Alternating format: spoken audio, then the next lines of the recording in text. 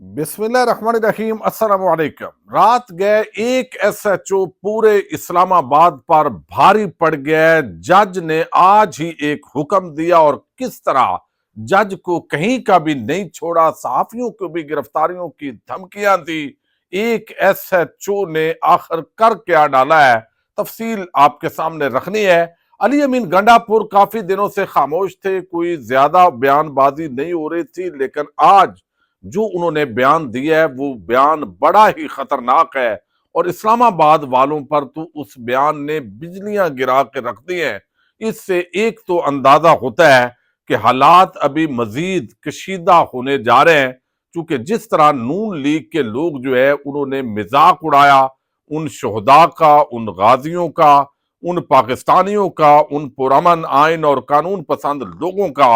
अब इस पर जो एक टेम्परेचर है जिसको कम होना चाहिए था, बदकिस्मती से उसके अंदर और इजाफा होता दिखाई दे रहा है और ऊपर से इमरान खान की आम हदायत भी पहुंच चुकी हैं। ये मैं पहले आपके सामने रखूंगा, उम्मीद है वीडियो आप समाप्त करेंगे और इस चैनल पर जो फायर वॉल लगाई गई है उसको तोड़ने के अंदर मदद फराम करेंगे। अली अमीन गंडापुर, आपको इल्म है जिस अंदाज के अंदर बुशरा बीबी को लेके जहां डी चौक से वो रवाना हुए, उसके बाद बजाय इसके कि हमारे जो इदारे हैं वो सबक सीखते, उनकी तबीयत में नरमी आती, उल्टा जो नून लीग के इस वक्त जो गैर संजीदा किस्म के वज़रा हैं उन्होंने टेम्परेचर को और ज्यादा बढ़ाया और तानो तशनी की और उन्होंने कहा गोलियां चलाई गई तो आप भागे, पीठ फेर के भागे। अब इसका कोई और मतलब नहीं है, चूंकि इस वक्त नून लीग पीपल्स पार्टी वो तो पूरी सूरत हाल का फायदा उठा रहे हैं। एस्टैब्लिशमेंट और तहरीक इंसाफ की जो जंग है उसके बेनिफिशरी इस वक्त जो है वो नून लीग की हुकूमत है। अब वो इस मामले को मजीद उन्होंने खराब किया और अब जिस अंदाज में शायद खटक ने बयान दिया कि हमारे शोधा का तजलील की गई, मजाक उड़ाया गया और मुझे अगर वो कहते हैं मेरे बस में हो तो मैं अता तारड़ के दांत तोड़ दूं, यानी ये अब गुस्सा आ रहा है उन लोगों को। और दूसरी तरफ जो है वो आज जो अली अमीन गंडापुर ने दो बातें की हैं, वो इस बात का अंदाजा आप लगा सकते हैं कि वहां जो मकामी लोग हैं या तहरीक इंसाफ के जो सपोर्टर्स हैं उनका कितना प्रेशर है जो कायदीन है उन पर। हालांकि अली अमीन गंडापुर जब से वजीर आला बने हैं उन पर तनकीद भी होती है, लेकिन बेचारा कभी एक काम, कभी दूसरा काम, कभी तीसरा काम, इसी चक्कर के अंदर बड़ी भारी वजारत आला की जिम्मेदारी उनको मिली है। अब एक तो उन्होंने कहा कि मैं एक फौजी का बेटा हूं। अब मुमकिन है उनकी इस स्टेटमेंट पर जो मैं आगे आपके सामने रख रहा हूं, कुछ लोग सुबह कोई बगावत की दरखास्त दे रहा हो या कोई कल को कुछ भी इस तनादर में लिया जा सकता है, जो कि एक बयान डॉक्टर शहबाज गिल ने दिया था जब उसको उठाया गया था उसकी बुनियाद पे कि ये तो बड़ी बगावत पैदा कर रहे हैं, ये बड़ा इस तरह कर रहे हैं।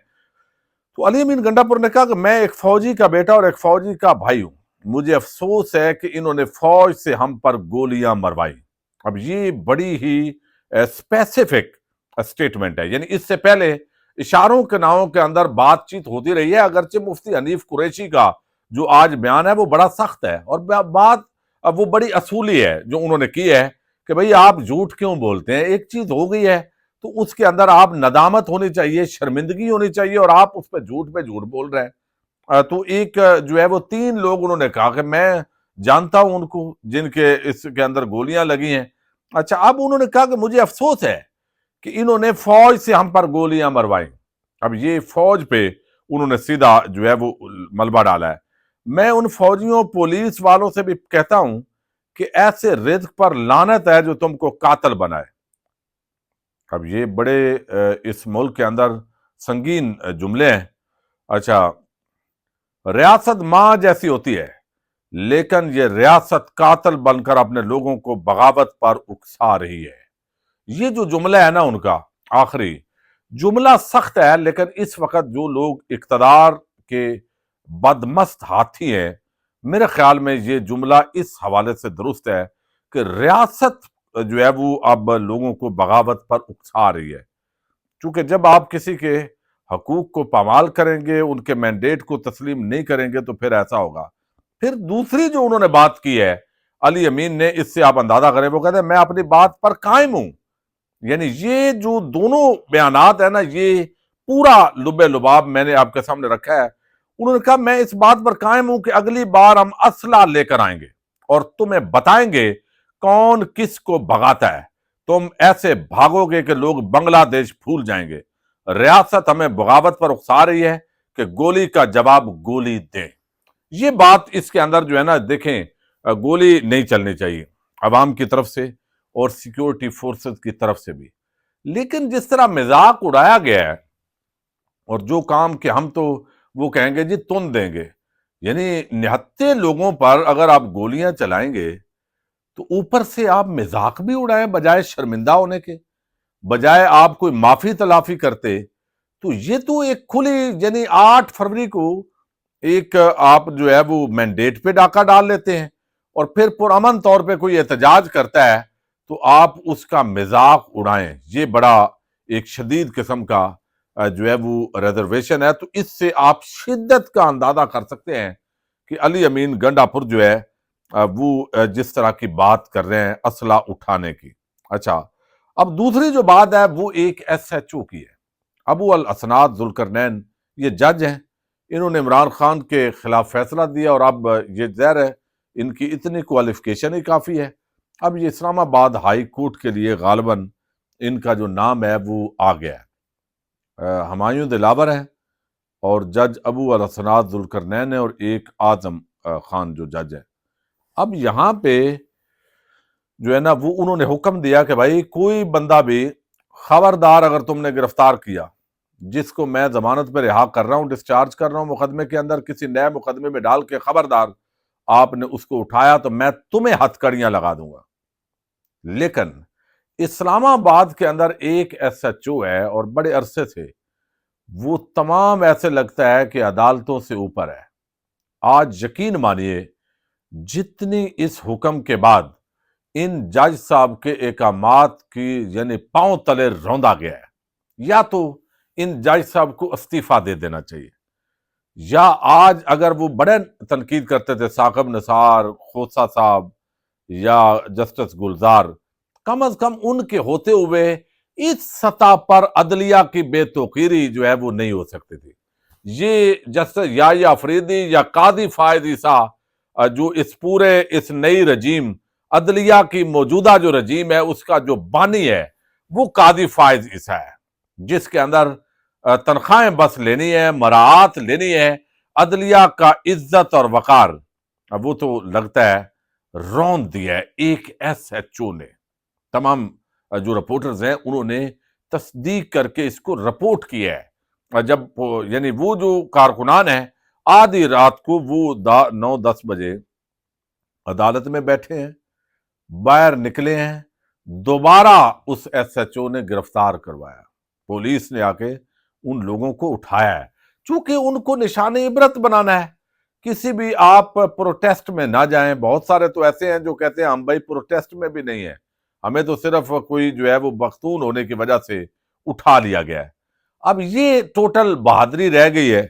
تو اب رات کا جو سما ہے اس میں آپ اندازہ کریں کہ وہ کہتے ہیں کہ یہاں سے میڈیا چلا جائے ورنہ گرفتار کروا دوں گا، جو میڈیا والا بات نہیں مانتا اس کو فوری گرفتار کر کے احتجاج کے کیس میں ڈال دو۔ یعنی خالہ جی کا گھر ہے سارا، جو مرضی ہو۔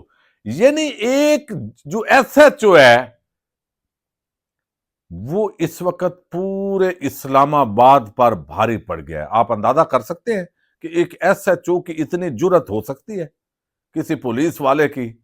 وکلاء پہنچے ہیں درجنوں کے حساب سے، تحریک انصاف کے صحافی پہنچے ہیں، عدالت کے اندر ایک تماشا بنا ہے اور وہاں پہ لوگ اندر ہیں جو باہر آئے ہیں ان کو اٹھا لیا گیا ہے، عورتیں چیخ و پکار کر رہی ہیں، لیکن اس نے کہا ہے بھائی نہیں، میں ان کو اٹھاؤں گا۔ ججز کی کیا اوقات ہے بھائی؟